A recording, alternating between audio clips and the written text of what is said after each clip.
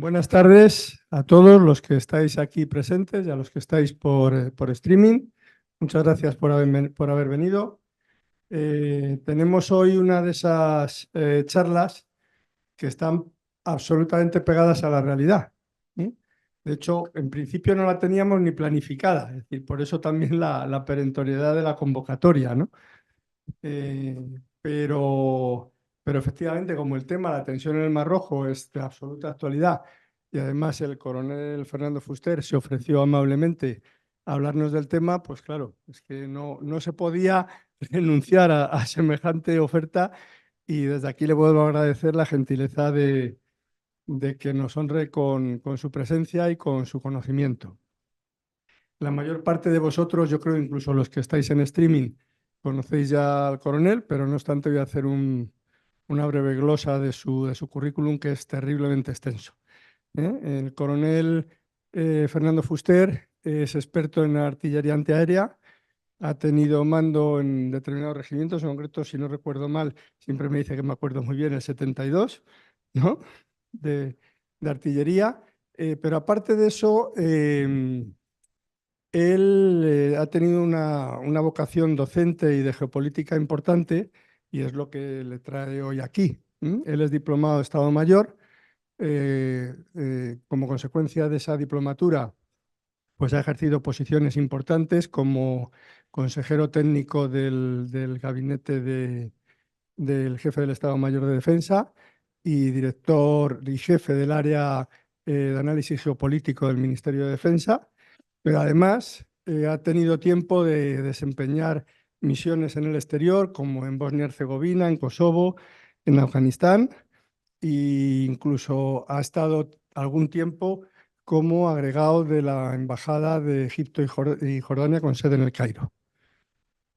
Y ha sido profesor en la Academia General Militar. Y no sé si me dejo algo más. Yo creo que está ahí. Tiene acreditada experiencia y conocimiento para hablarnos del tema que efectivamente es de rabiosa actualidad, como es la tensión en el Mar Rojo. Así que, Fernando, otra vez muchísimas gracias por tu gentileza y la audiencia es tuya. Muchas gracias, Ángel Luis, por tus palabras siempre tan cariñosas y tan precisas.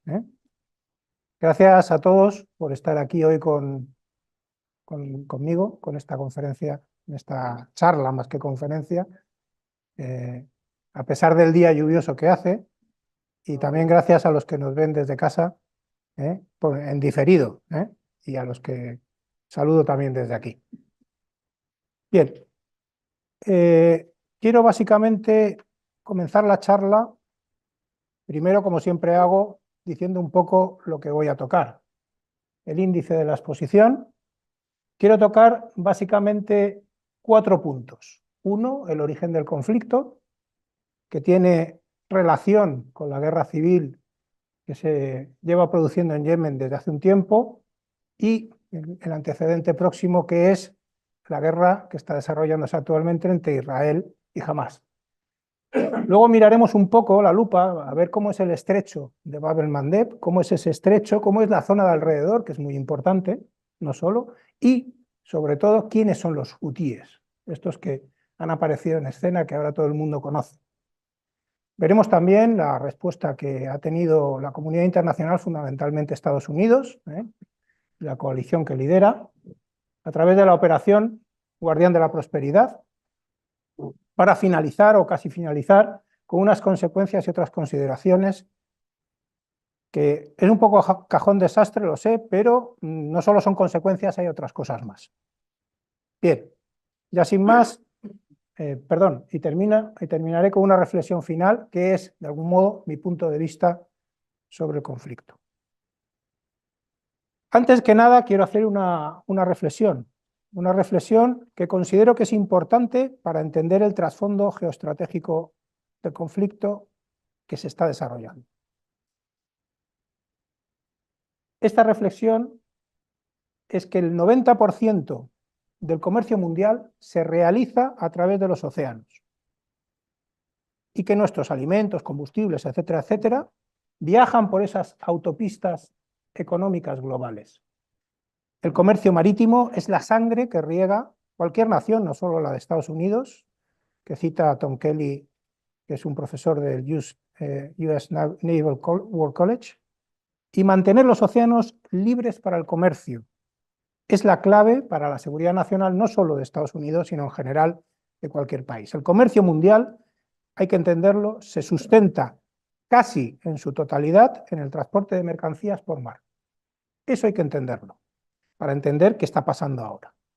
Ningún otro medio de transporte posibilita, ni por eficiencia, ni por volumen, ni por tiempo, lo que permite el transporte en el mar. Vamos, por tanto, entonces al primer punto, que es el origen del conflicto. Hay un índice que publica el Fondo para la Paz, el Fund for Peace norteamericano, que es el índice de estados fallidos. Este lo publica la revista Foreign Policy cada año, y Yemen, como se pueden imaginar, ocupa de los primeros lugares, pero por abajo, lógicamente. Está entre los 10 primeros desde el año 2012, pero encabeza la lista entre los años 2019 a 2022. Y ya es en el 2023 cuando le desplaza de esa primera posición Somalia, que ahora es la que ocupa. No me gusta mucho el término, la verdad, pero de algún modo describe bien, describe con acierto lo que está pasando en esos estados. Yemen, en la actualidad, es el país más pobre de Oriente Medio. Hay que decir también que la actual República de Yemen es incapaz de ejercer el gobierno y el control territorial dentro de sus propias fronteras, como veremos más adelante. Yemen nace de dos estados, Yemen del norte y Yemen del sur, que obtienen la independencia en distintos momentos de la historia, uno en Yemen del norte en 1918 y Yemen del sur ya es en 1967. Pero lo que me interesa más es ver que esos dos estados en un momento dado de la historia fueron capaces de ponerse de acuerdo y configurar un solo estado, que es la República de Yemen actual que hoy conocemos.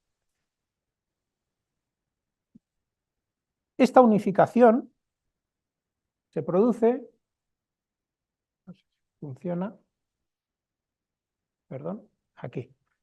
Esta reunificación se produce a partir del 22 de mayo de 1990, se declara la República de Yemen, y estos dos hombres que tenemos en las fotografías van a ser de gran importancia, sobre todo el que tenemos a la izquierda, y gran responsabilidad no solo en dirigir la unificación del país, sino también en el futuro inmediatamente posterior y el devenir de lo que va a ser el origen de la guerra civil.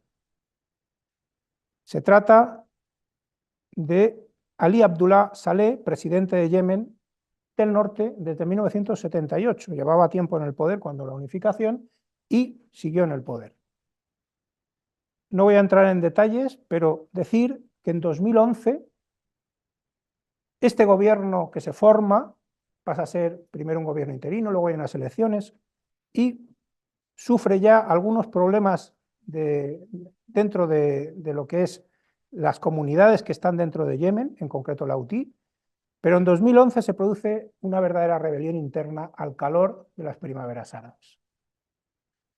Ahí se rebelan los yemeníes, se produce un colapso del régimen y en febrero de 2012 Saleh abandona el país.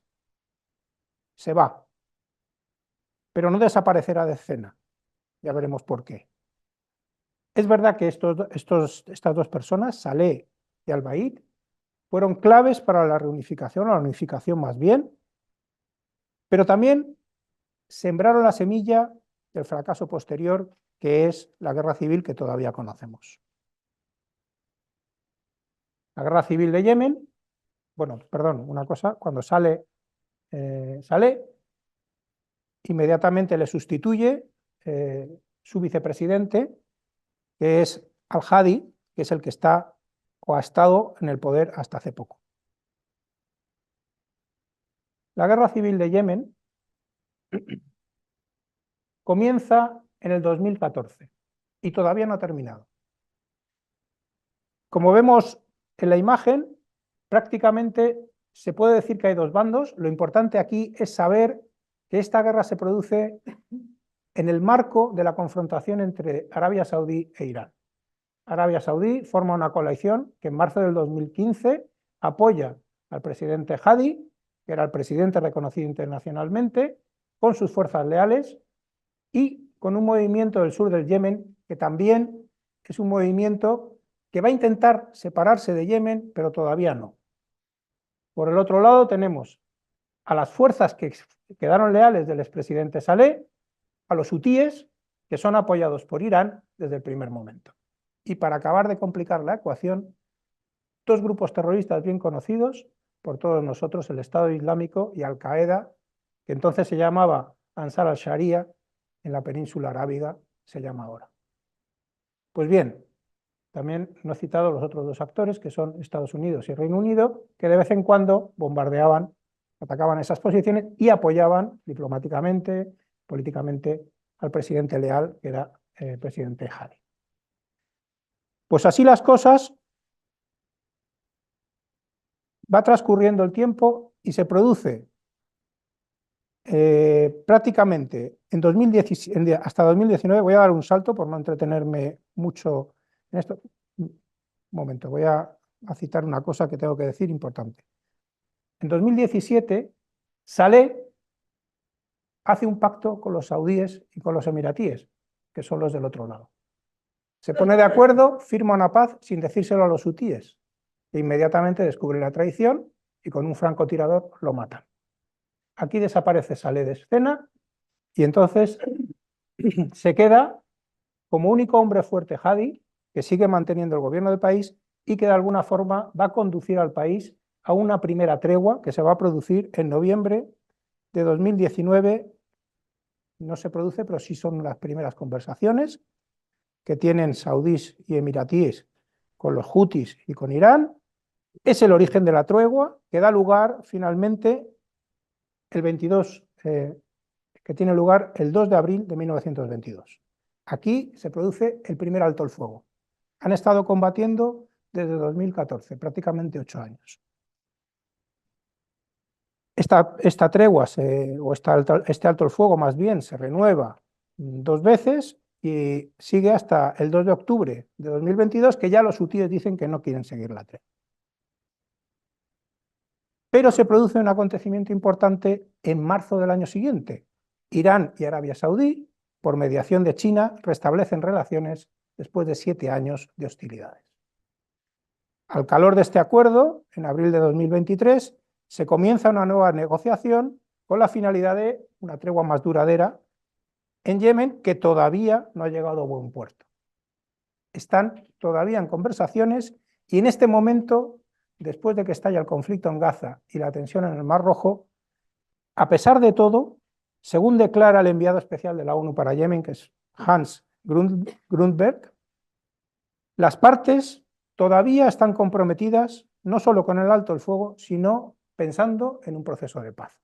Veremos a ver esta tregua tan frágil hasta dónde nos lleva. Pero sí podemos decir que el resultado del conflicto hasta el momento han sido 380.000 muertos, 4 millones de desplazados, una grave crisis humanitaria que ha afectado a 13 millones de personas. El país tiene 30. Con este antecedente próximo vamos a ver también otro antecedente inmediato, que es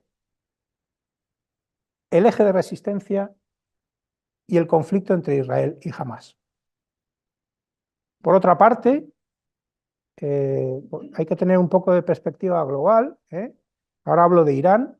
Irán, en su lucha por la hegemonía regional, llevaba un tiempo dándose cuenta de que su posición defensiva no iba a ninguna parte. Y entonces decide pasar a una estrategia regional ofensiva. Realiza un giro importante. ¿Para qué? Para contrarrestar lo que ellos llaman la guerra híbrida de Occidente, que no es tal, pero bueno, así lo entienden ellos. ¿Qué hace Irán? Pues lo que va a hacer es fortalecer el eje de la resistencia, va a intentar ampliar su influencia regional a través de estos grupos afines va a intentar llevar a cabo una disuasión convencional contra Estados Unidos fundamentalmente, pero sin provocarle lo suficiente para que tenga lugar una respuesta, y en ningún momento Irán ha renunciado a sus objetivos estratégicos, que recuerdo que son la hegemonía regional, la destrucción de Israel, que no lo llaman Israel, llaman el Estado sionista, expulsar a Estados Unidos de la región, es decir, la influencia que tiene Estados Unidos en la región. ¿Cómo lo querían hacer esto? Pues fundamentalmente optimizando el eje de la resistencia, mejorando sus fuerzas armadas, mejorando las milicias y haciéndolas interoperables. También buscan fuerzas expedicionarias y capacidad de proyección de fuerza, que es lo que de alguna manera han estado haciendo todos estos años. Ellos son conscientes de que esta estrategia nueva, este pivote hacia la ofensiva, realmente va a aumentar la posibilidad de conflicto con Estados Unidos. Lo saben. Pero siempre tienen alguien interpuesto hasta llegar a ellos, que son las milicias que he mencionado anteriormente. El cerebro y precursor de esta estrategia fue el comandante de las fuerzas Quds, Qasem Soleimani, general de división, y que mandó las fuerzas Quds en esas fechas. Ese es el aspecto que ofrece el eje de resistencia. Si lo pones más pequeño se ve toda la media luna. Es decir, abarca desde Palestina, es decir, de Gaza, hasta la parte de Yemen controlada por los hutíes. Ahí tiene una serie de milicias con las que pueden interactuar. La fuerza Quds depende directamente del líder supremo de Irán, el Ayatollah Jamenei. Estados Unidos, consciente de que esta estrategia se estaba llevando a cabo, en abril, el 15 de abril de 2019, declara al Cuerpo de Guardia Revolucionaria Islámica y a la Fuerza Quds como organización terrorista. Eso es tanto como ponerte una diana en el pecho. El 3 de enero del 2020, menos de un año después, Qasem Soleimani fue abatido en un ataque con dron por parte de Estados Unidos en Bagdad, en las proximidades de Bagdad. La pregunta que hay que hacerse es: ¿cuánta autonomía tienen estas fuerzas con respecto a Irán? ¿Irán manda y las fuerzas obedecen? No. Hay que escuchar a Emil Okayem, que es un estudioso del Instituto Internacional de Estudios Estratégicos que se ha dedicado a estudiar precisamente esto, y dice que Irán empodera, apoya, guía, pero rara vez ordena. Es decir, estas fuerzas tienen un gran margen de maniobra. Acabado este capítulo, vamos a pasar a la parte del conflicto, otro antecedente también ya no próximo, sino inmediato, de lo que está pasando en el Mar Rojo, el conflicto entre Israel y Hamás en la Franja de Gaza.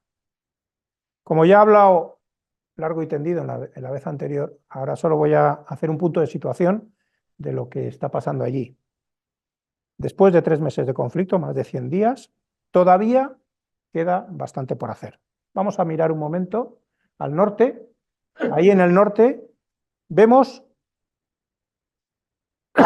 perdón, vemos como todavía quedan barrios que no han sido, que no se puede, vale.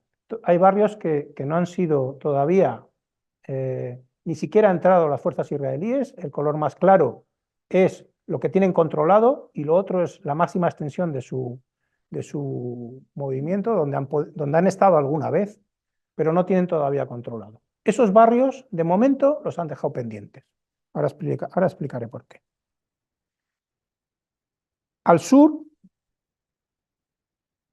pasa otro tanto, pero mucho menos que al norte, es decir, todavía queda prácticamente todo el trabajo por hacer en el sur. Tienen presencia en una ciudad que es importante, que es Han Yunis. Esa ciudad de Gaza, que es una ciudad de 450.000 habitantes en su momento, se considera el epicentro de Hamás. De allí son los actuales dirigentes, Yahya Sinwar y Mohamed Deif. Ambos han nacido y han crecido en Han Yunis y se cree que pueden estar allí. También están trabajando en la parte de la frontera más no sería al sur porque es más bien el este, en este caso, porque no está bien puesta la imagen, en la parte del este, con la frontera con Israel, y han establecido una zona humanitaria en Al-Mawasi, que es esa zona amarilla que se ve a la izquierda de la imagen. Bien. El daño que han infligido a Hamás y a la yihad islámica palestina nos da idea un poco de cómo están las cosas. Hasta ahora reconocen haber provocado 9.000 bajas de los entre 21.000 y 26.000 combatientes de los dos grupos, lo que en el mejor de los casos es la tercera parte y en el más desfavorable para Israel la mitad.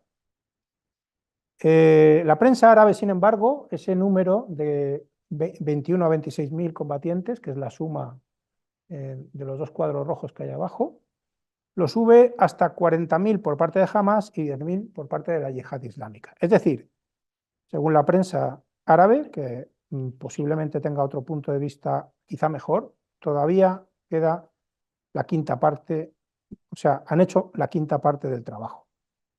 Respecto a los líderes de ambos movimientos, algo más de 70 han sido, como llaman ellos, neutralizados por parte de Israel, de los considerados de alto nivel. No sabemos cuántos quedan porque eso lo saben ellos, pero de los principales, que son los que están abajo, solo ha habido uno neutralizado.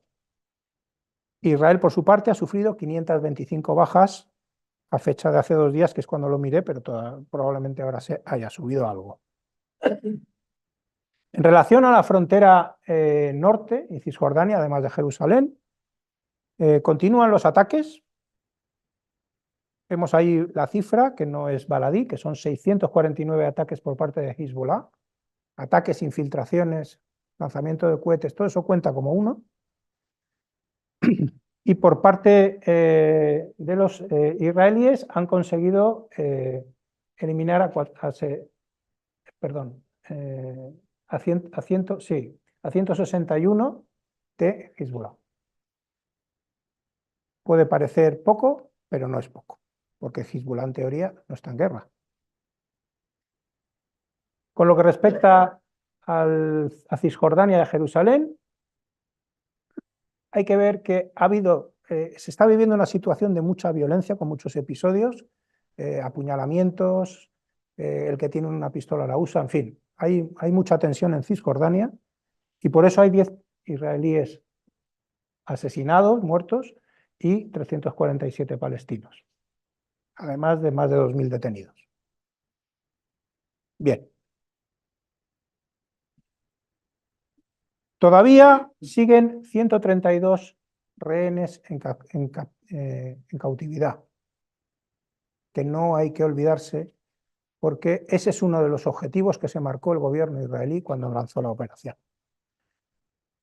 Es una cuestión que está dividiendo incluso al propio gabinete de guerra, de si priorizar los intercambios o priorizar el combate.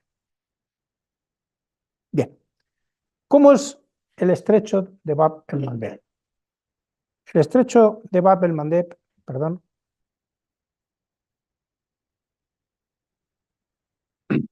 es una zona peligrosa. Conocido, bueno, la denominación es la puerta de las lágrimas o de las lamentaciones. Uno ya se puede hacer idea de lo que le espera. Conecta el Mar Rojo con el Golfo de Adén y separa el Cuerno de África de la península arábiga, eso por pura geografía. Las dos riberas, por un lado, la ribera asiática corresponde a Yemen y la ribera africana corresponde a Djibouti y Eritrea.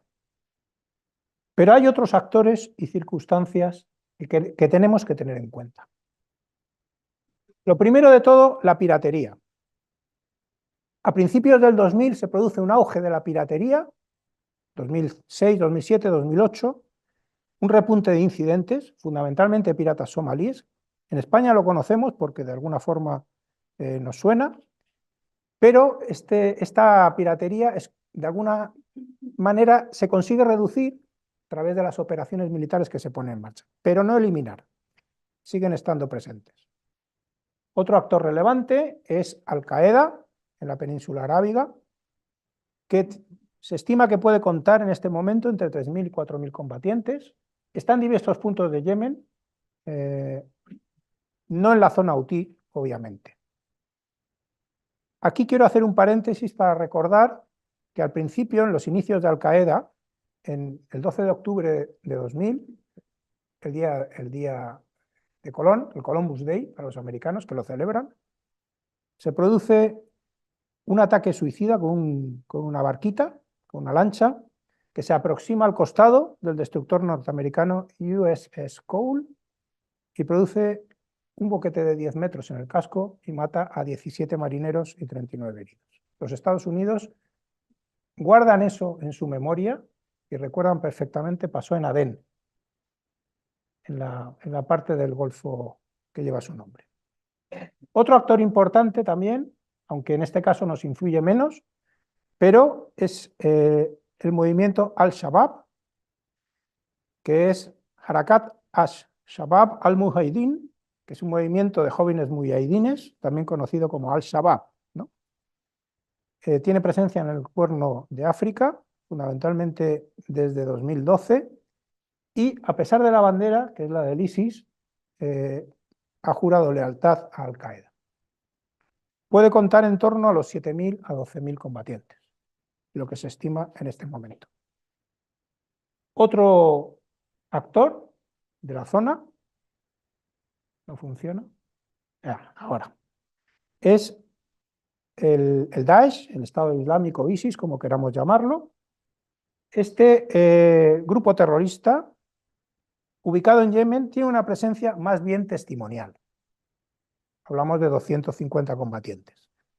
Hay razones para que quieran estar ahí, y si sale el tema lo contaré. Hay otro conflicto también en ciernes, que es el de la salida al Mar Rojo por parte de Etiopía. Etiopía no tiene mar, es este gran país que hay, no sé si lo puedes señalar, al lado del Cuerno de África. El Cuerno es Somalia, el de la izquierda es Etiopía. Pues bien, Etiopía lo que ha hecho ha sido llegar a un acuerdo con una región que se ha declarado independiente dentro de Somalia, que es Somalilandia, y lo que hace es llegar a un acuerdo con ellos y decir, me cedes 20 kilómetros de costa y a cambio yo te reconozco como país. Actualmente Somalilandia no está reconocido, pero se ha declarado independiente, tiene moneda, etcétera, etcétera. Más problemas para la zona. El control territorial que ahora mismo ejercen los hutíes es ese que aparece en la pantalla, que es, si nos damos cuenta, es toda la parte que da al Mar Rojo, salvo la parte más estrecha, afortunadamente. La costa yemení, con el Mar Rojo, tiene unos 460 kilómetros, esa es la distancia que hay ahí. Otro elemento importante a considerar dentro de lo que es la zona es Djibouti. Djibouti, que es una gigantesca base de muchos países. ¿Quién está en Djibouti de forma permanente? Francia, como es metrópoli, Estados Unidos, después del 11S, Japón, que es su única base en el extranjero, Italia, desde 2012, China, desde agosto de 2017, Arabia Saudí, y Alemania y España tienen contingentes, pero de forma temporal. Además, por la zona, si nos damos cuenta, está Turquía, está Rusia, que quiere establecerse posiblemente en Eritrea, todavía no lo han hecho, posiblemente dado el conflicto que tienen, lo cual significa que la zona tiene una importancia geopolítica. No hay duda. ¿Cómo es el estrecho? Pues el estrecho, que tiene una longitud en sí mismo de 115 kilómetros de largo y una anchura entre 20 y 30, depende de donde estemos. A la altura de la isla de Perim, que es esa pequeña que hay ahí con un ancla, el estrecho queda reducido a 20 kilómetros. Sin embargo, lo navegable, lo que pueden utilizar los barcos, son dos franjas a ambos lados de esa morada que aparece de 3 kilómetros, dado las corrientes que hay, tanto submarinas como de superficie. Con lo cual, el paso es bastante delicado desde el punto de vista de un buque. ¿Quiénes son los hutíes? Es un grupo islamista nacido a mediados de los años 90, en oposición al presidente Saleh, como hemos visto antes. Se llaman Ansar Allah, que son los partidarios de Dios. Se llaman hutíes también por el nombre del fundador, que es Hussein Baruddin al-Huti, que es el fundador del movimiento y que ahora explicaré lo que le pasó. Son chiitas, pero de la rama zaidí, y provienen de una tribu que se llama a sí misma Hutí. El movimiento copia un poco lo que pasa en Hezbollah y el modelo de implantación social, no solo político-militar, sino también económico, cultural y social, para que facilite su implantación. El eslogan del movimiento no tiene desperdicio. Alá es grande, muerte a Estados Unidos, muerte a Israel, maldición sobre los judíos, victoria al Islam. Es ese dibujo que hay a la derecha, en las que las frases verdes son las buenas para ellos y las rojas las malas. En junio de 2004, o sea, se produce la verdadera aparición violenta del grupo en la región de Sadaba y el fundador, Hussein, resulta muerto cuando es apresado por las fuerzas de seguridad yemeníes. Inmediatamente los hermanos toman el relevo, hay otros 6 hermanos, los 2 más importantes son los de las fotografías. El líder del movimiento es Abdul Malik al-Huti, que es el líder actual y es el que se hace con el grupo. Intervienen fundamentalmente en la primavera árabe, en 2011, pero despega como grupo y como capacidades a partir de 2014, cuando empiezan a recibir apoyo de Irán como consecuencia de la confrontación regional entre Irán y Arabia Saudí. En 2021, doy un pequeño salto, el 10 de enero, los últimos días de Donald Trump los designa como organización terrorista extranjera. Pero inmediatamente cuando llega Biden, un mes después, lo revierte y revoca la designación de organización terrorista, que curiosamente no ha tenido más remedio que volver a poner hace 2 días. El 17 de enero de este año han vuelto a designar al movimiento Hutí, a Ansar Allah, como grupo terrorista. Ellos lo llaman de otra forma, ¿no? No se ve ahí. Bueno, lo juntan y lo nombran de otra manera. Bueno.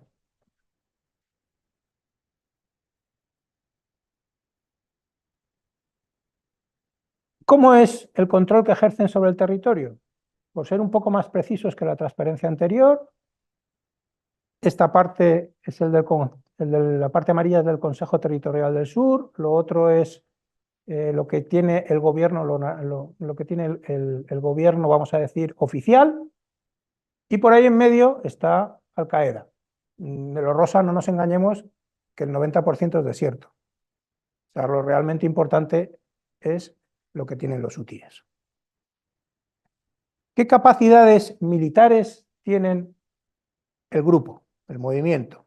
Contra la navegación. No voy a extenderme en todas las capacidades militares porque podríamos estar aquí hasta mañana. Cuentan con sistemas de armas avanzados, pero especialmente, como he dicho, desde 2014.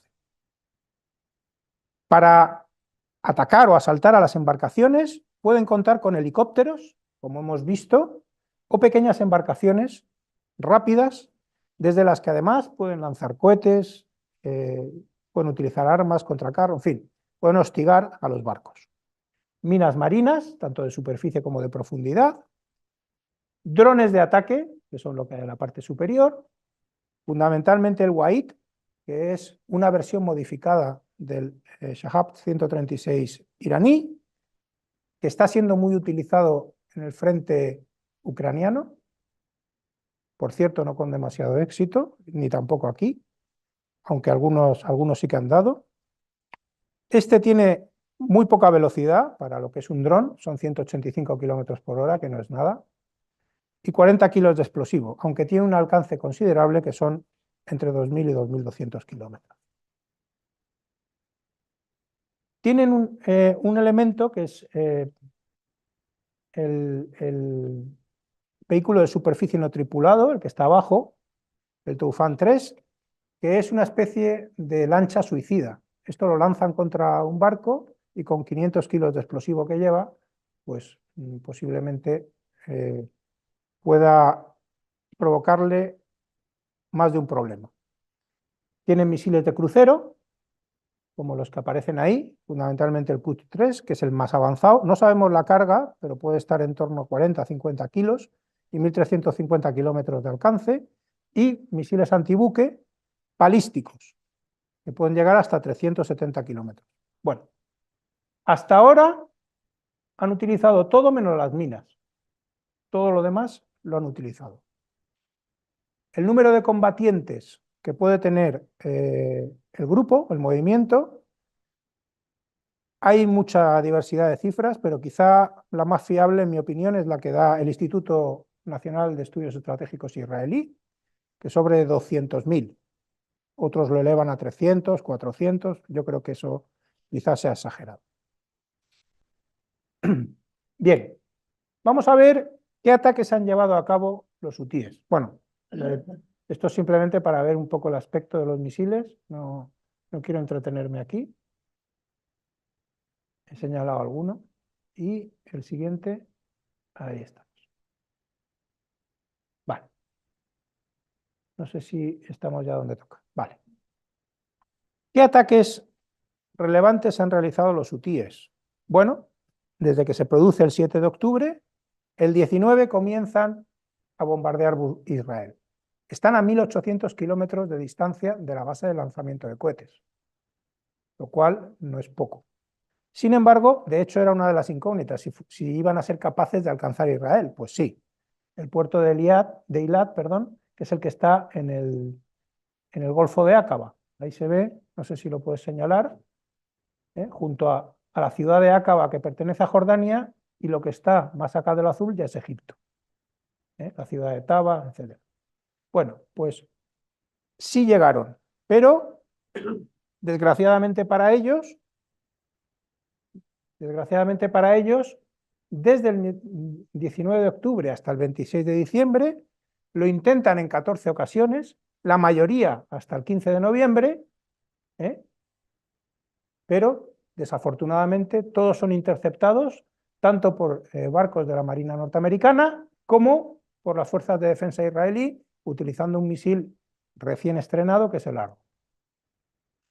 El ataque se realiza con los misiles balísticos y con drones, que es lo único que tiene alcance hasta ahí. Visto que son incapaces de llegar a Israel, deciden cambiar de táctica. Y entonces pasan a decir, bueno, pues lo que vamos a hacer a partir de ahora, declaran que a partir del 16 de noviembre vamos a hacer una campaña contra la navegación. ¿Qué navegación? Pues cualquier buque vinculado a Israel y cualquier buque de guerra que los proteja. Esos van a ser objetivos de los ataques de los hutíes. Luego van a atacar un poco alguno más, porque luego el tema de buques vinculados a Israel tiene su complejidad, porque una cosa es el buque, otra cosa es quien lo fleta, otra cosa es la carga, otra cosa es el capitán, otra cosa es el que pone el dinero, y como tenga la más mínima relación con Israel, lo atacan. Bueno, pues el 19 de noviembre se produce el primer ataque, que es el secuestro del buque Galaxy Leader. Ese helicóptero que aterriza en la cubierta del barco, sale un grupo de operaciones especiales y secuestra el barco y se lo lleva a una bahía de la costa yemení.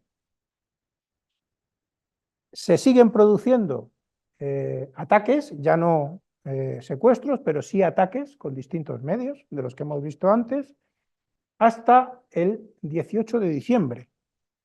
En total se producen 9 ataques contra buques civiles. El 18 de diciembre, el último de los que cito aquí, con 2 drones, contra uno de los buques que se llama el Swan Atlantic. Bien, en esa fecha se produce el anuncio de Estados Unidos, cansado de ver que esto pues, no iba a terminar, iban a seguir atacando indiscriminadamente, según ellos, indiscriminadamente, y tenían que proteger la navegación. Ponen en marcha, y así lo anuncia el secretario de Defensa, la Operación Guardián de la Prosperidad, con la finalidad de proteger el tránsito o el transporte marítimo internacional en el Mar Rojo y en el Golfo de Adén. Pues bien, no se amedrantaron los hutíes y el 23 de diciembre continuaron atacando. Siguen atacando hasta que, cansados los norteamericanos, el día 3 hacen una declaración conjunta, Estados Unidos y todos los aliados, diciendo hasta aquí hemos llegado.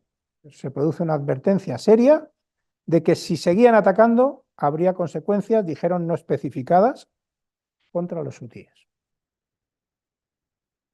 Al día siguiente, los hutíes vuelven a atacar, en este caso con un vehículo de superficie no tripulado, ese que hemos dicho que podía llevar hasta 500 kilos de explosivo.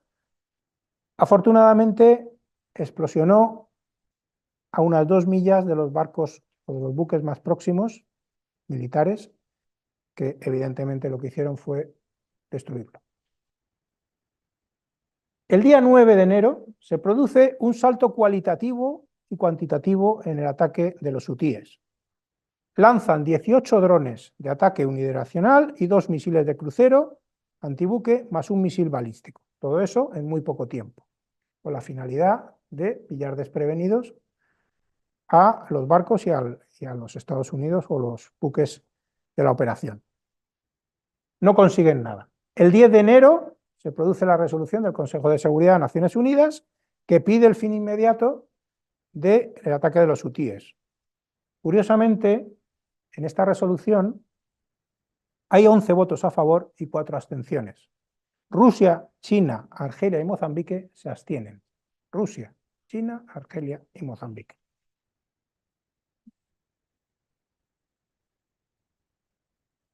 La respuesta de la coalición, como nos podemos imaginar, no se hizo esperar y el 11 se produce el primer ataque de Estados Unidos y de Reino Unido contra posiciones hutíes en Yemen. 60 puestos de mando, depósitos de municiones, instalaciones de producción, sistemas de radares de defensa antiaérea, sistema de lanzamiento de misiles, sistema de lanzamiento de drones, 16 ubicaciones, 60 ataques.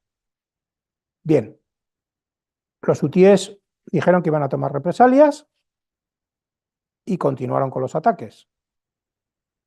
Antes, el 12 de enero, hay una segunda oleada por parte de Estados Unidos. Vale. Vale. Y lejos de amedrantarse, los hutíes continúan con los ataques. El 14 de enero vuelven a atacar. El 16 de enero los Estados Unidos vuelven a atacar. Y así se produce un poco ataque, contraataque, ataque, contraataque, en lo que está siendo ya una cosa casi diaria en la zona. Los últimos, en este caso, han sido el 4º y el 5º de Estados Unidos, 17 y 18, y ya lo de hoy no lo sé, porque no lo he podido mirar, pero seguro que ha habido algo. En total, hemos tenido más de 30 ataques, aproximadamente 30, poco más de 30, en todo este tiempo que llevamos, desde el 19 de noviembre, con un resultado de un buque secuestrado y 11 buques dañados. Han tocado 11 buques. dañados, no los han hundido.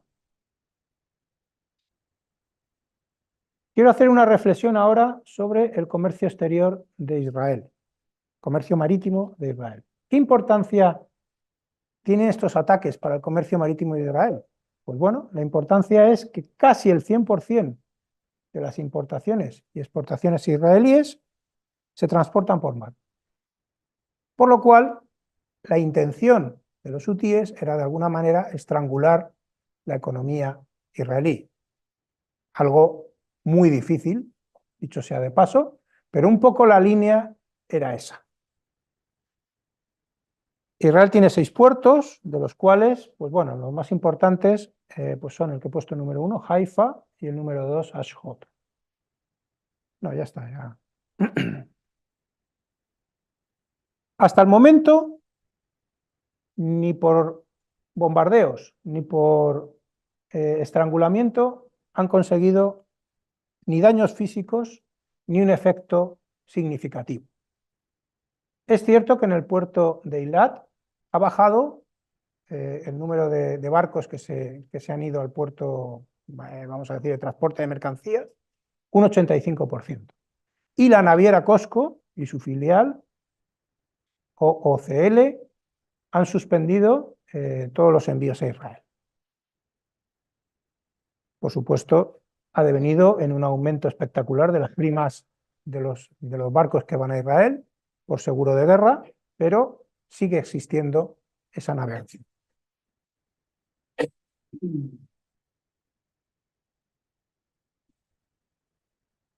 Perdón, que quería decir una otra cosa. ¿Cuál podría ser el impacto a largo plazo?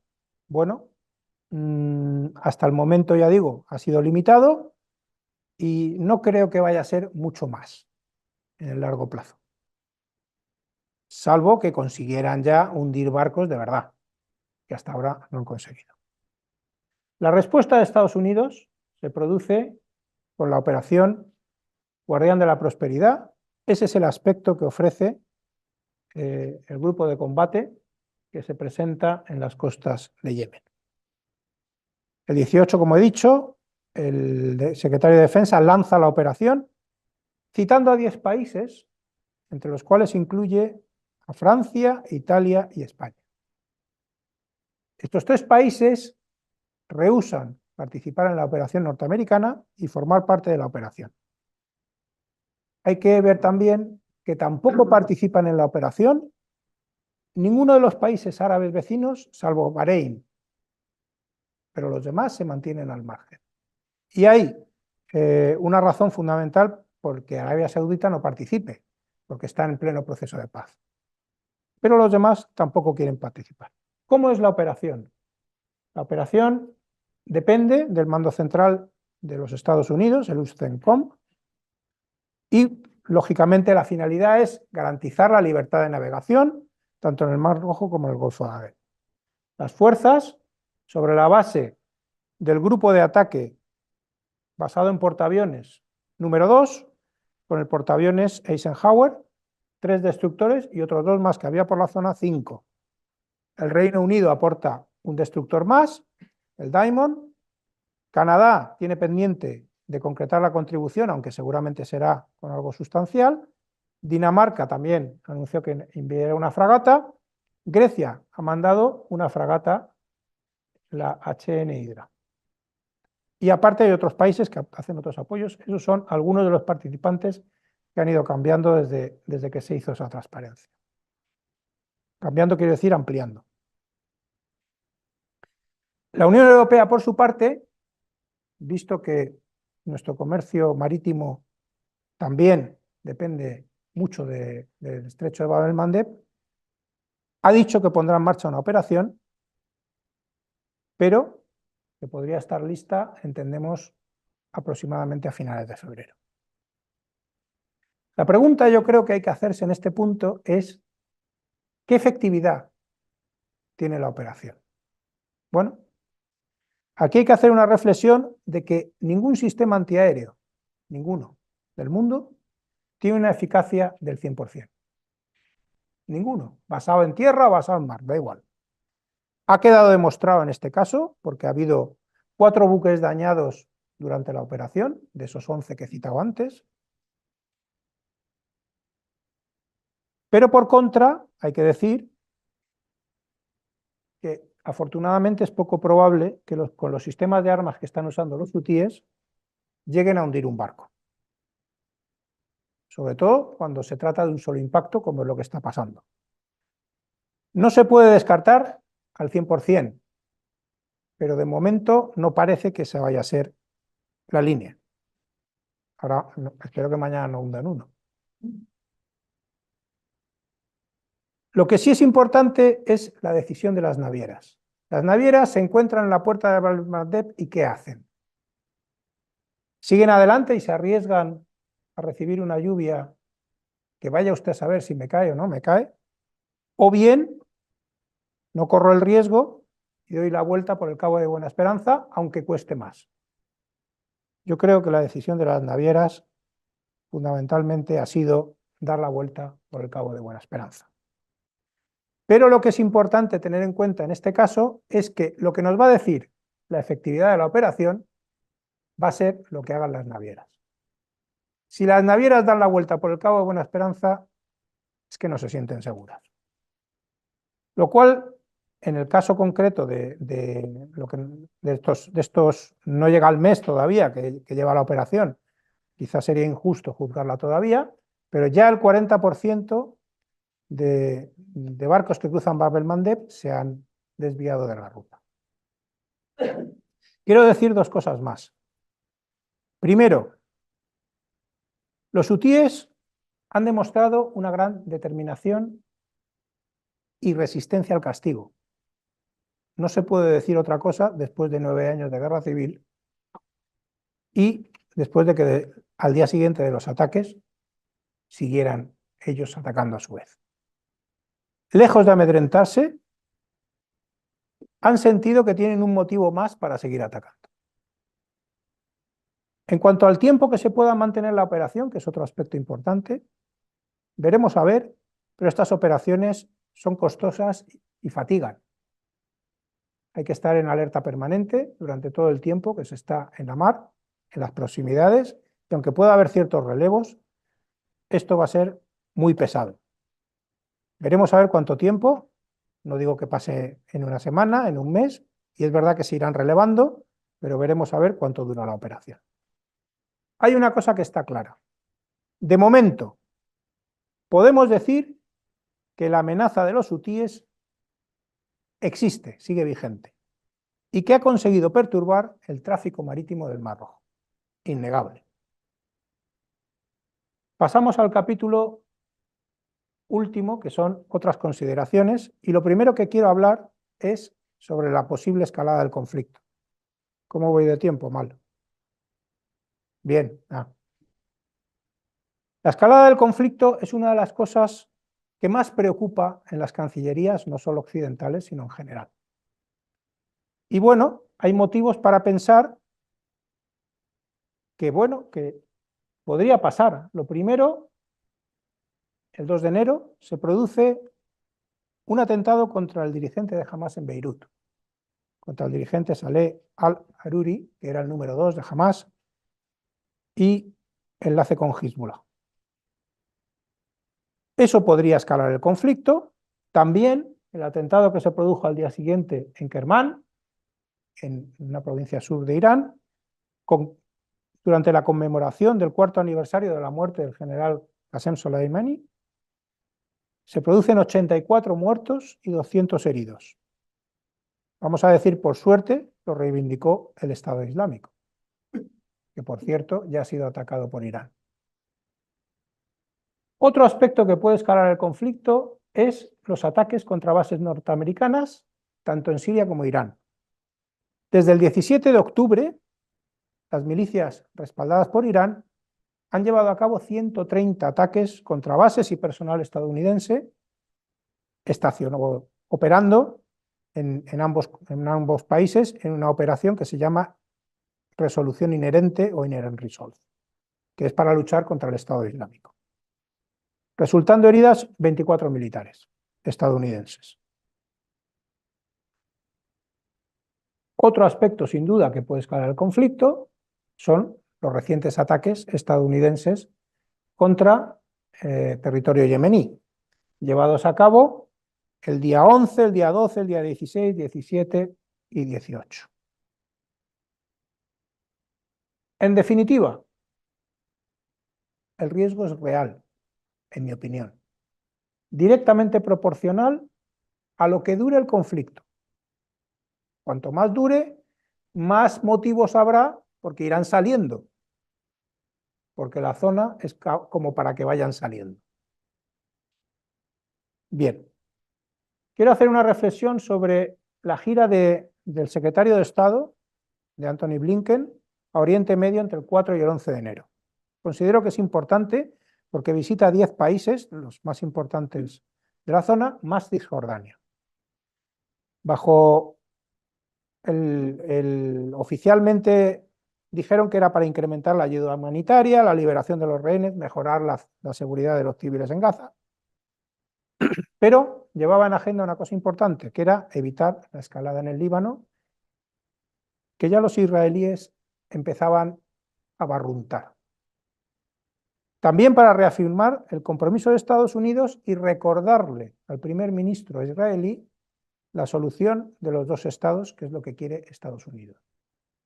Netanyahu no lo quiere ni oír hablar. Es verdad que eso aumenta la presión sobre Netanyahu, que ya empieza a haber diferencias importantes entre la administración Biden y la administración Netanyahu. Fundamentalmente por dos cosas. Primero, por cómo están yendo las operaciones sobre el terreno. Y segundo, por la propuesta norteamericana de la posguerra en Gaza. Estados Unidos quiere, gran parte de la comunidad internacional, la solución de dos estados y no desplazamiento de la población gazatí bajo ningún concepto. Netanyahu ha rechazado todas las propuestas menos una, que es que Israel no atacaría a Hezbollah. Algo es algo. Sin embargo, sí ha habido en esta gira un par de logros importantes, que son, primero, que Arabia Saudí se ha comprometido a reconocer, recordamos lo de los acuerdos de Abraham, que citaba en la conferencia anterior, Arabia Saudí se ha comprometido a reconocer diplomáticamente a Israel a cambio de que empiece a aliviar la tensión o la presión sobre el pueblo gazatí. También ha habido un compromiso formal, tanto del príncipe heredero, Mohammed bin Salman, y otros 4 líderes árabes, de ayudar a reconstruir Gaza cuando acabe la guerra, poniendo dinero fundamentalmente. Pero a cambio de que Netanyahu acepte la solución de los dos estados, que sigue sin querer. En este punto hay que preguntarse cuánto puede durar la operación Espadas de Hierro. Pues bien,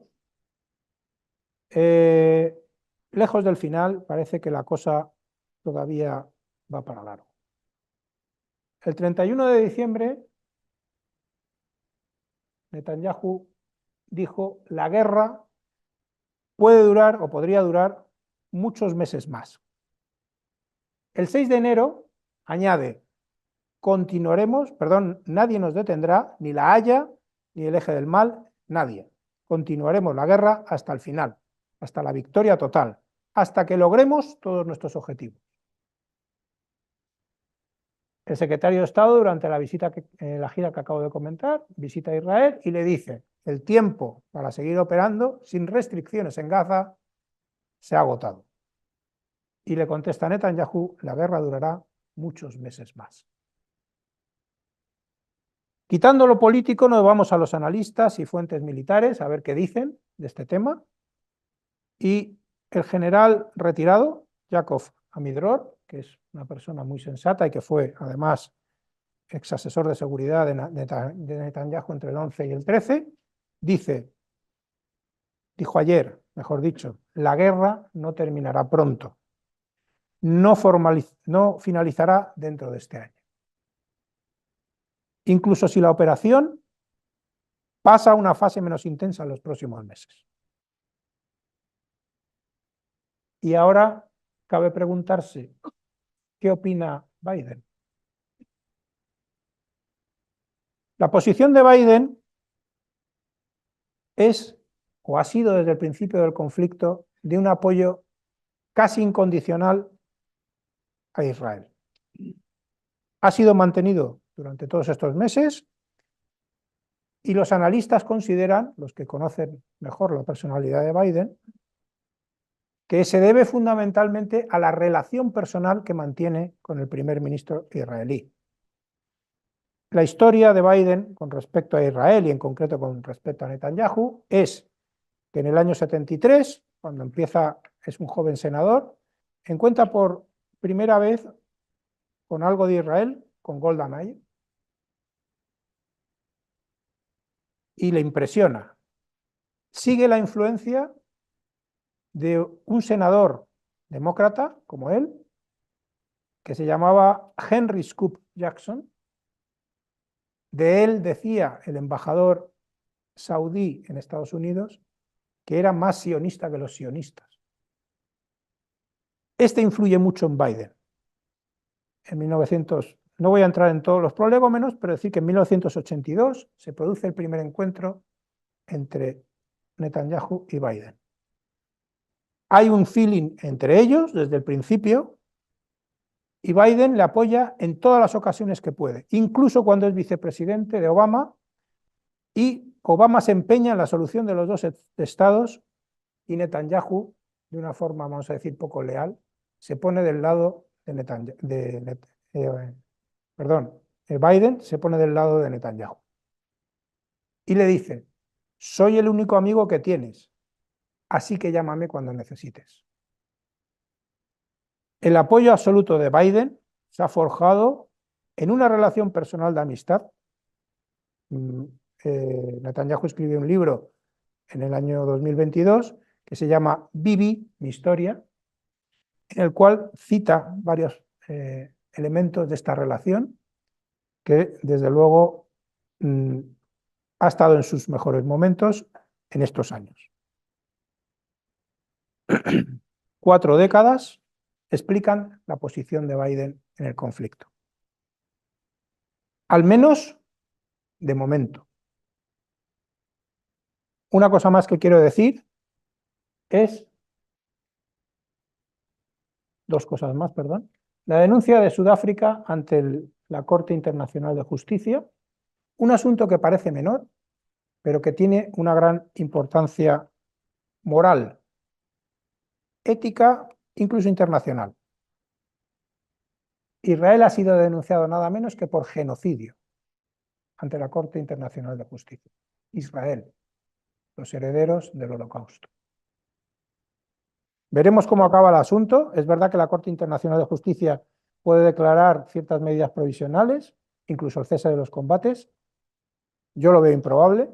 En general los analistas piensan así y piensan que el caso no llegará a más, pero es un asunto que ha provocado incluso la adhesión de varios países y que está provocando en el ámbito internacional bastante revuelo. Por último, antes de la reflexión final, quiero decir, o quiero hablar de otro impacto, aparte de la escalada del conflicto, que es el impacto económico. Se ha hablado mucho en la prensa de esto. Quiero decir que los antecedentes que más nos pueden dar idea son esos 3 que cito ahí.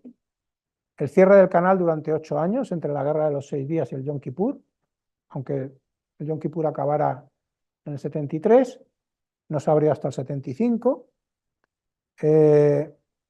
La pandemia, que también nos da algún dato valioso, y el accidente que tuvo el carguero Ever Given, que se atravesó en el canal de Suez y provocó el cierre durante solo 6 días, pero importante la consecuencia económica que produjo. Datos para la consideración de lo que es el estrecho, el 15% del comercio mundial, 30% de los contenedores, un promedio de 50 barcos por día, 1 billón, billón no americano, sino billón europeo, aunque sea de dólares al año, de mercancías, 12% del petróleo, 8% del gas natural licuado. El problema es que las cadenas logísticas están optimizadas. Igual que las cadenas logísticas de transporte están optimizadas, también los procesos de fabricación que viven de esas cadenas logísticas. En consecuencia, cualquier desajuste, por pequeño que sea, va a producir un problema importante en todas esas empresas que dependen de la cadena logística. Va a haber mayores tiempos de transporte y mayores costes. Eso hay que darlo por asumido. ¿Cuánto? Bueno, aquí ya entramos en la especulación. Ahí he leído un poco de todo. Quizá el dato más interesante puede ser el que, el que dice que puede ser en torno a un 248% lo que suba el coste del transporte de los fletes en estos momentos, en estos meses. Eso lo dice the Very World Container Index, que es bastante creíble el informe que presenta. Pues bien, en España ya están diciendo, y lo dicen varios medios de comunicación, que el contenedor para transportar desde el puerto de Taiwán, por ejemplo, hasta el de Valencia, ha pasado de 1.000 a 3.000 euros. Es decir, ya estamos en el 200%. El Fondo Monetario Internacional da un dato con relación a la pandemia, que es que el caos en las rutas marítimas que se produjo durante la pandemia ha conducido a un aumento del 1% de la inflación global. Ahí lo dejo. Pues bien,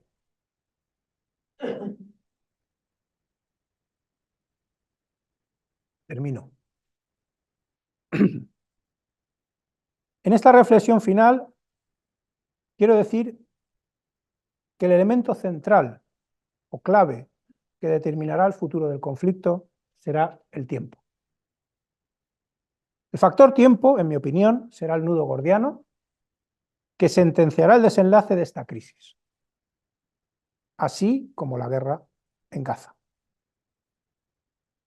Este tiempo vendrá marcado por la percepción que tienen dos personas, la percepción de los conflictos que tienen dos personas, tanto en Gaza como en el Mar Rojo. Sus dos principales protagonistas, que son los presidentes Netanyahu y Biden. En mi opinión, por este orden, dada la mayor influencia que tiene Netanyahu en la acción. Netanyahu, en mi opinión, y esto es algo que debo reconocer, que es una opinión y que no puede ser contrastado de ninguna manera, pero yo creo que ve la guerra como un deber moral y como una respuesta obligada ante el ataque atroz del pasado 7 de octubre, el peor ataque de la historia de Israel. Pero a su vez también lo ve como la única vía posible de su supervivencia política y judicial. Una victoria aplastante en la contienda puede darle el oxígeno que necesita para mantenerse en el poder. Aunque esta posibilidad se vea como remota, es su última opción, el último salvavidas frente a la tormenta. Por eso, cualquier sugerencia de cambio de rumbo que está recibiendo, incluso de su mejor aliado y amigo, o de su propio gabinete de guerra, en concreto hablo de que fuera jefe de Estado Mayor Benjamin Gantz, Benny, es desoída y le reafirma en su única y mejor opción, una victoria por aplastamiento.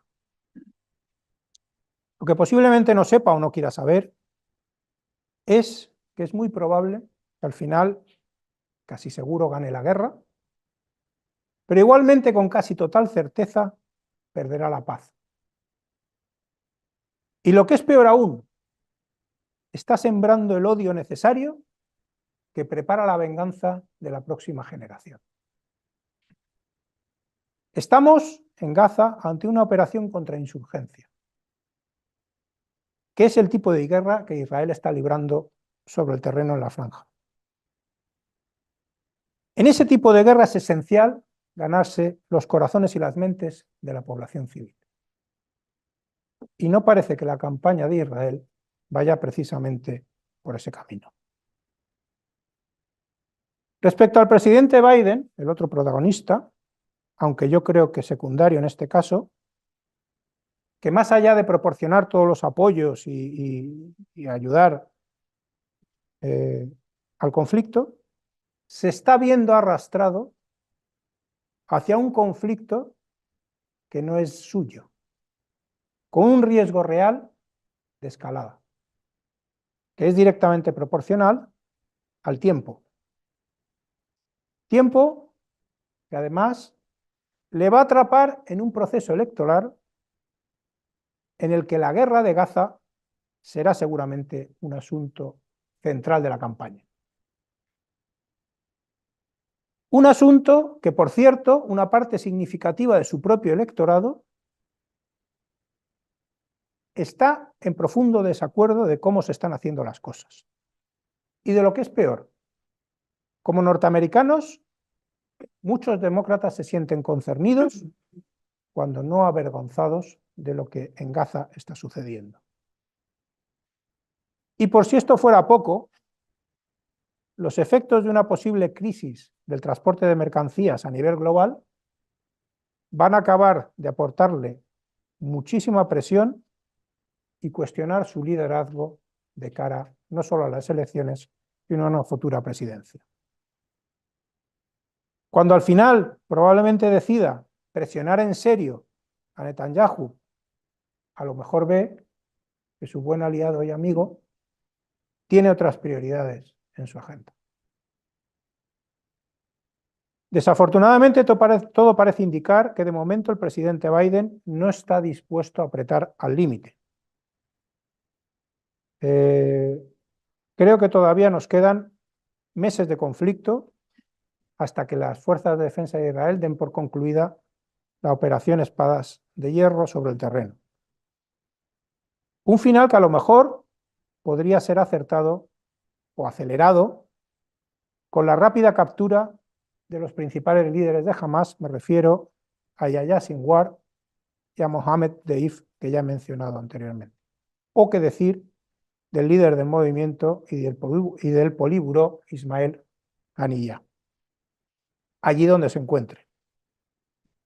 El tiempo, juez inexorable del futuro de la contienda, nos desvelará el resultado en los próximos meses. Muchas gracias por la atención.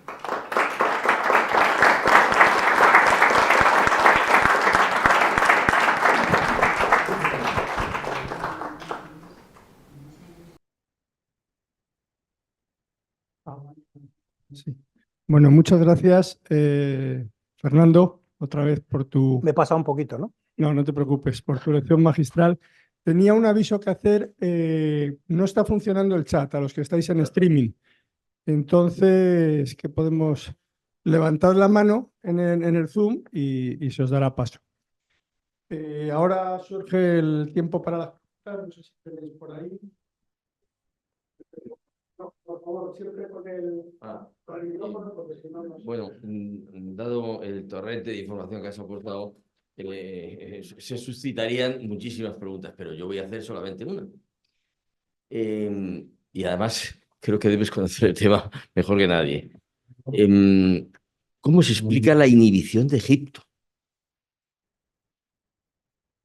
Bueno, ya está. La pregunta es esa. Sí, Bueno, vamos a ver. La inhibición con respecto ¿a qué? su participación. ¿En qué? ¿En la operación Guardián Protector? Su participación en el Vamos a conflicto. ver. Su participación en el conflicto total, Bueno, tanto el a de ver. Israel y Hamas, como sobre todo el Vamos que por le partes. Sí, afecta voy a intentar desglosarlo por en el partes. Mar Rojo, Sí. el canal de Suez. Egipto es un gran damnificado por la crisis en el estrecho, el Bab el-Mandeb, porque obviamente su segunda fuente de ingresos de divisas son lo que recibe del canal, que está empezando a recibir un 40% menos, como hemos dicho. Respecto al conflicto de Gaza, Egipto tiene una posición muy clara. Ha estado luchando contra el ISIS y afiliados en el norte del Sinaí, en la zona de Al-Arish, que es la zona próxima a la frontera de Rafah. Ha estado luchando fuerte desde prácticamente, vamos a decir, 8 años. No tiene ningún interés. Hay que decir que los del ISIS se refugiaban en Gaza y recibían apoyo de Gaza. Es decir, el presidente al-Sisi tiene muy claro que los hermanos musulmanes, que son los de Hamás en Palestina, no gozan mutuamente de las simpatías necesarias para ni darles refugio ni apoyarlos. Aparte, esta cuestión de terrorismo que acabo de comentar. Respecto a lo que se citó en algún momento de que, bueno, vamos a trasladar la población gazatí al desierto del Sinaí, bueno, al-Sisi lo considera un disparate, yo también, porque al final me das el problema a mí, y por supuesto ellos no querrían, y Estados Unidos no quiere, y la comunidad internacional tampoco. Respecto a lo del Mar Rojo, Egipto tiene una experiencia muy desagradable en lo que se llamó la Guerra Civil de Yemen del Norte. La Guerra Civil de Yemen del Norte, que se produce, no recuerdo ahora mismo las fechas, pero acaba en el 67, 68, se produce como consecuencia de que Nasser apoya al bando republicano y había otros bandos, entre otros Arabia Saudí y Emiratos Árabes Unidos, que apoyaban al bando monárquico en una cuestión de sucesión dentro de Yemen del Norte. Egipto apostó fuerte y salió mal parado. Salió tan mal parado que se le conoce, mal conocido porque fue anterior, pero se le conoce como el Vietnam egipcio. Y entonces, realmente, Egipto, lo de Yemen, le entra un cosquillo frío por la espalda cada vez que oye la palabra.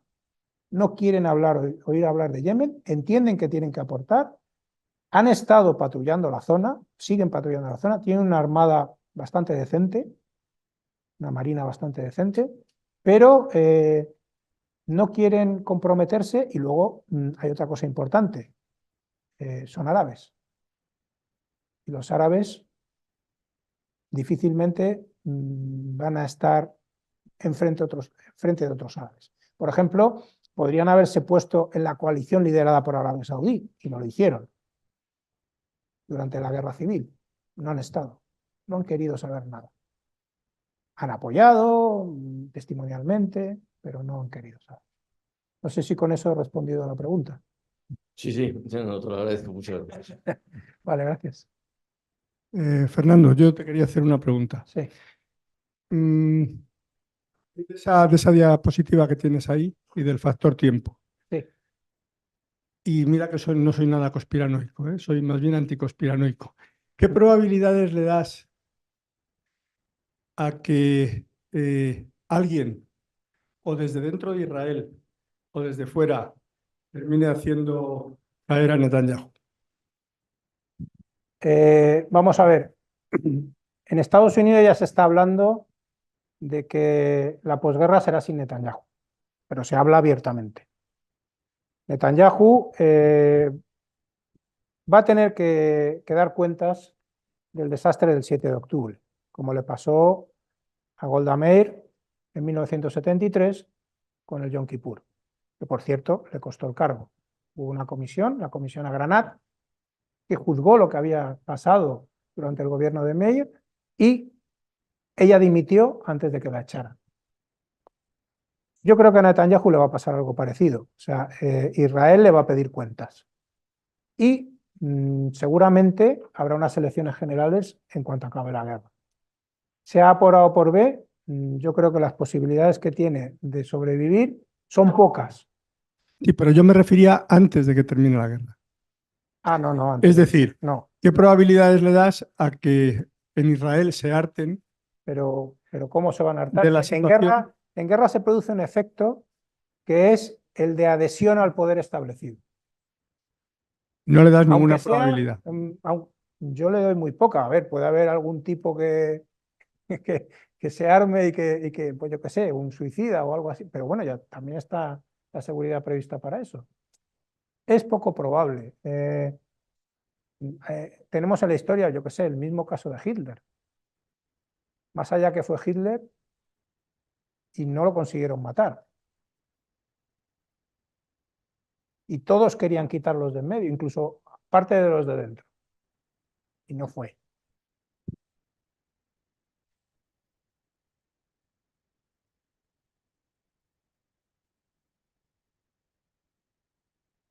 No, muchas gracias, fantástica la exposición, dicho sea de paso. Ahondando en lo de antes, en el caso de que desaparezca Netanyahu, no es posible que lo que llaman la parte más sionista o más de derecha de su gobierno se haya fortalecido después del ataque y con esta guerra. Bueno, actualmente las encuestas le están dando mal a Netanyahu, al propio Netanyahu, siendo el dirigente, el líder en la guerra. Tuvo un repunte cuando capturaron o mataron al segundo de Hamas en Beirut, pero no está teniendo una adhesión de la población más allá de la adhesión a la guerra, ¿no? A la adhesión a que ahora estamos en combate y ahora no es el momento de política. Esa es mi percepción. Y otra pregunta que no tiene nada que ver. Irán, los ataques de Irán a Pakistán y a Siria en estos últimos días no muestran una escalada extraña además. Responden más bien a ataques puntuales contra determinados grupos, entre otros el Estado Islámico, responsable del atentado en el funeral, en el aniversario de Qasem Soleimani. También contra, dicen ellos, espías israelíes que había en Siria y que eran agentes del Mossad o que colaboraban con agentes del Mossad. Bueno, hay que decir que Israel bombardea, no voy a decir con frecuencia, pero cada 2 por 3 está bombardeando Siria y no salen las noticias. Entonces, hombre, que Irán haga alguna acción, tampoco quiero decir. O sea, hay más tensión de la que cuentan, pero no va, en mi opinión, a llevar una escalada más allá, a lo mejor con Pakistán, que Pakistán sí ha respondido. Pero estamos hablando de la zona del Baluchistán, que eso es otra conferencia. Podemos hablar otro día. Hola. Hola, ¿se me oye? ¿Qué tal? Vale, yo una pregunta. Desde el punto de vista de lo que es España, que en algunos periódicos se lee que Estados Unidos está enfadada porque no está participando, ¿cómo se podrían calificar ahora mismo las relaciones entre Estados Unidos y España? Y si esto afecta. Hombre, me imagino cuál es la respuesta, pero Bueno, por saber tu la opinión. respuesta es que todavía no puedo contestarte porque tengo un deber de neutralidad política Ah, vale. con respecto a mi propio gobierno, ¿eh? Porque todavía no estoy en el retiro, y entonces estoy en la reserva y me debo al gobierno de la nación. En otro día, o particularmente, si quieres, te contesto. Sí. Sí. Bueno, la mía no tiene que ver con la neutralidad política porque tiene que ver con la neutralidad económica. ¿Vale? Al ir por el Cabo de Buena Esperanza, parece ser que los puertos de Canarias ha aumentado el tráfico en un 30%, que no es muy significativo porque son puertos pequeños, en detrimento de los mediterráneos, pero no es un ten con ten, porque claro, son puertos más pequeños. Y entonces el otro día oí que no se ha tratado mucho, que entrarían en juego otros actores un poquito más complicados, que son los rusos que están valorando, o alguna naviera está valorando la posibilidad de la ruta del Ártico para llegar a los puertos del Báltico. De la Antártica. Sí, la Antártica, perdón. Sí, sí. Para llegar a los puertos bálticos, lo cual a nosotros sí que podría hacernos bastante daño, no solo por los sobrecostes, sino porque los puertos mediterráneos perderían mucha entrada de buques. Eso no digo que nos hunda en el término de los barcos, pero nos daría un mazazo bastante importante. Sí. No sé si eso Sí. puede ser el que llega a Bueno, ocurrir. lo están barajando, pero yo creo que es una solución que puede valer en algún caso. La ruta antártica también tiene sus complejidades y tiene sus circunvalaciones.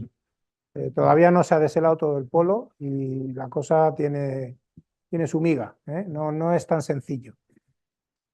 En algún caso podría valer, pero no creo que sea como para preocuparse.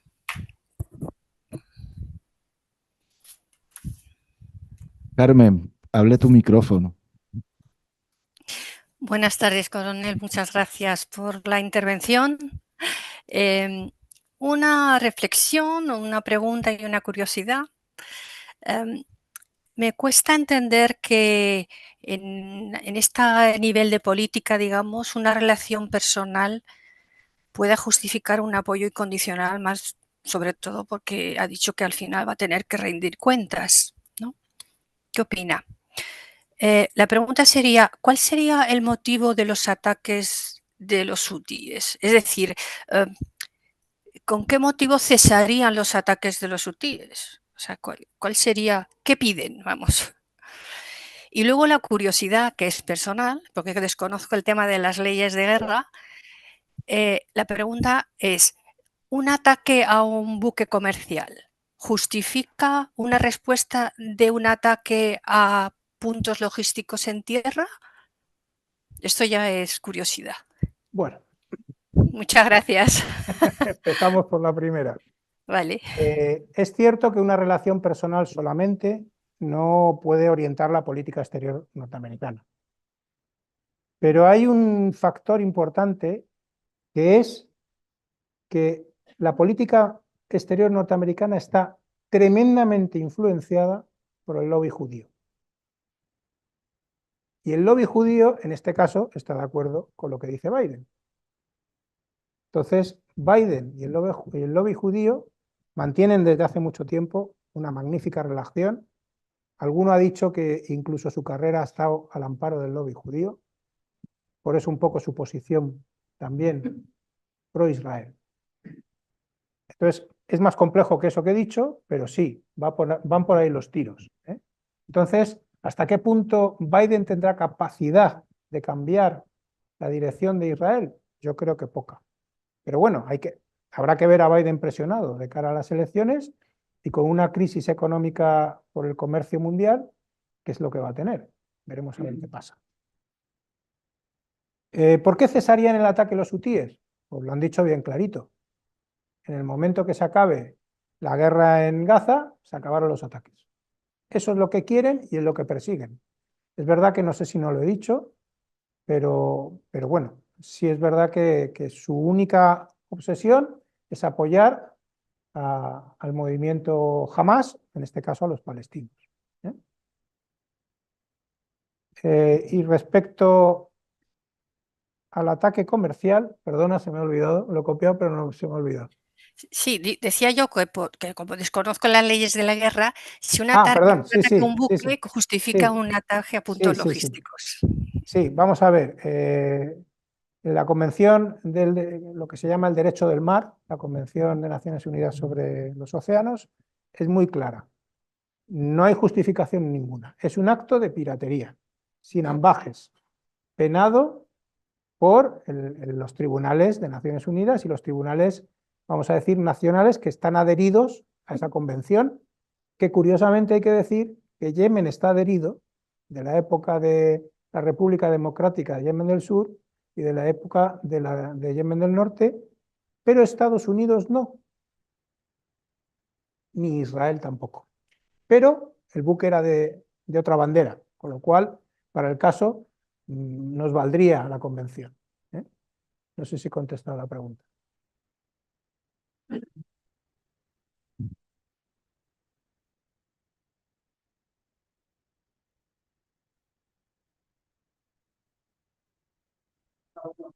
Tengo otra. ¿Queréis hablar con alguna?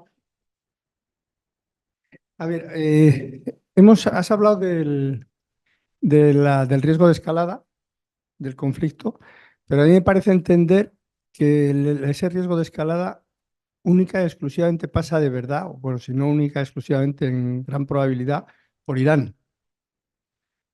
Sí, sí. Es decir, porque el resto, mientras Bueno, Irán actúe con sus proxies, habría un caso que es el que Blinken ha tratado de evitar, que es un conflicto en el Líbano. Ahí sí se podría producir una escalada, un efecto dominó. Si Israel entra en el Líbano, Irán va a entrar en guerra y Estados Unidos también. ¿podrías ampliar eso un poco? ¿Por qué? O sea, a mí desde luego se me escapa. Sí, ¿Por qué? ¿Qué diferencia hay entre que Israel entre en el Líbano y entra en Gaza. o, sin embargo, esté simplemente bombardeando a los hutíes hasta que desaparezcan las bases desde las que tiran los cohetes? Bueno, los israelíes no han bombardeado. No, los israelíes no, los americanos. Ah. Perdona. Bueno, vamos a ver. El Líbano tiene dos precedentes muy malos, que fueron las guerras que se produjeron en el Líbano, en las que Israel nunca ha salido bien parado. Han llegado a un alto el fuego, ha habido unas líneas de separación, ha habido una operación de Naciones Unidas, que es UNIFIL, que es la que separa de alguna forma a los contendientes de ambas partes, que en la práctica no los está separando, pero en realidad se debería separar. Israel acusa a UNIFIL de no llevar a cabo su misión. Pues bien, si Israel entra en el Líbano, va a haber una guerra como la que hubo en el año 2000, poco, no me acuerdo cuánto exactamente las fechas, y sí va a haber una respuesta por parte de Irán. Irán va a apoyar a Hezbollah. Y en el momento que entre Irán, entra Estados Unidos. Esa es la ecuación. Sin embargo, Irán no va a entrar en Yemen, Irán no por creo, más que ataquen a no Yemen. creo que entre en Yemen porque no es su estrategia. Irán está centrado ahora en sus asuntos. Me explicaré. Tiene dos problemas. Uno, los problemas internos de una cierta revuelta social producida por dos chicas que murieron como consecuencia de no llevar el velo, Masha Amini, en fin, que lo conté la otra vez cuando estuve. Y el otro problema es que se quiere hacer con un ingenio nuclear, con una bomba atómica. Y no se puede despistar de estos dos caminos. Entonces, está bien que apoye, como digo, que guíe, que diga más o menos tal, que aplauda, pero entrar es otra cosa. No va a entrar, en mi opinión, en Yemen. Sí. Quería, por favor, preguntarle, coronel, más allá de su completísima conferencia sobre el aspecto global y muy perfectamente explicado del conflicto y de los asuntos entre Biden y de Netanyahu y del lobby americano, judío, perdón, etcétera, etcétera, quería preguntarle cuál es su opinión desde el punto de vista geopolítico y geoestratégico, la influencia positiva o negativa que puede tener este conflicto para España en concreto. Claro. No, vamos a ver, yo comprendo su posición de retirado y no en la No estoy reserva. todavía retirado. Bueno, perdón, pero hombre, sí puede usted perfectamente, primero porque lo sabe y segundo porque tiene la capacidad diplomática para contestarme dando su opinión que yo respeto y que agradezco. ¿Pero beneficioso para España? O perjudicial. El conflicto, este Hombre, conflicto... perjudicial está claro, el comercio va a sufrir un daño tremendo. Pero por eso he dicho desde el punto de vista geopolítico, no solamente Claro. económico. O sea, económico y geopolítico, pues veremos a ver cómo se desarrollan las cosas. Pero no voy a posicionarme ni a favor ni en contra porque tendría que hablar de gobierno y no quiero hablar. Buenas tardes. Por favor, ¿me podría decir cuál es su opinión si en esa foto, en vez de Biden, estuviera Donald Trump? Que puede ocurrir dentro de unos meses. Sí, es una buena pregunta. Es una buena pregunta. Es posible que hubiera diferencias, pero no tantas como pensamos. Porque, como he dicho, la política exterior norteamericana viene guiada en gran medida por lo que determina el lobby judío de Estados Unidos. Sí, puede parecer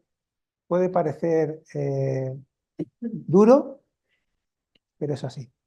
Así es como yo lo veo. Como son tan distintos Biden y Donald Trump, De hecho, alguna Trump, influencia tiene sí. que haber. De hecho, Trump, al principio de su mandato, empezó mal con Israel, empezó muy mal, y acabó fomentando los acuerdos de Abraham para favorecer a Israel. Dio un giro de 180 grados. No creo que ahora pretenda hacer otro giro de 180 grados, no tendría mucho sentido. Bien. Gracias.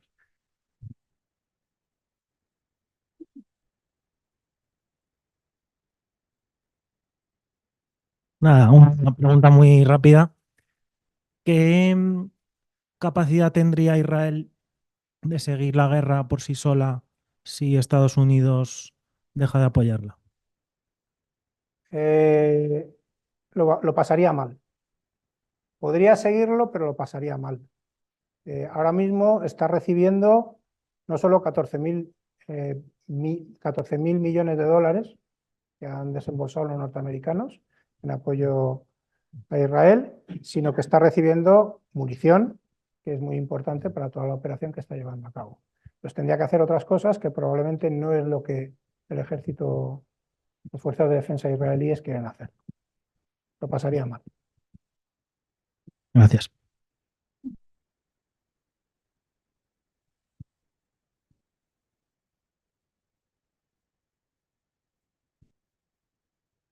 Y una pregunta rápida. Con esto que acaba de decir, ¿cómo puede afectar esto a Ucrania? Porque entiendo que ahora mismo Estados Unidos está soportando el peso de la guerra de Ucrania, está soportando el peso de esta guerra. Llegará un momento en el que se canse. Bueno, de Ucrania ya soporta poco, porque se le han congelado los fondos. El Senado norteamericano ha dicho que ya no da un duro más, que está en manos de los republicanos, ha dicho que ya no da más dinero para Ucrania. Y ahora mismo Ucrania ya no está recibiendo fondos de Estados Unidos, por lo cual el presidente Zelensky está pidiendo que de alguna forma los europeos suplan las deficiencias que están teniendo los norteamericanos. Influencia en la guerra de Ucrania, por supuesto, porque si yo soy el hegemón y dejo de mirar hacia Kiev y empiezo a mirar hacia el estrecho de Bab el-Mandeb y la franja de Gaza, está claro que mi preocupación ya no está contigo. Y teniendo en cuenta eso, Rusia no puede estar ahí como Lo que- avivando el avispero a ver si... Sí, lo que pasa que, bueno, Rusia tiene bastante con lo suyo, hay que decir. Lo que pasa que es cierto que la situación sobre el terreno está tan enquistada que realmente los rusos tampoco pueden beneficiarse mucho de este mirar para otro lado. Entonces, bueno, como quiero dar una conferencia sobre los 2 años de la guerra de Ucrania, en marzo, a principios de marzo, ¿no? Hemos quedado.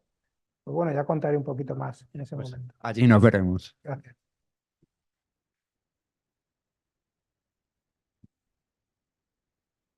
Nada más. Bueno, pues Fernando, otra vez muchísimas gracias, ¿eh? Y nos veremos eso, finales de febrero, principios de marzo para el segundo aniversario del conflicto de Ucrania. Muy ¿eh? bien. Muchísimas gracias. Gracias a todos.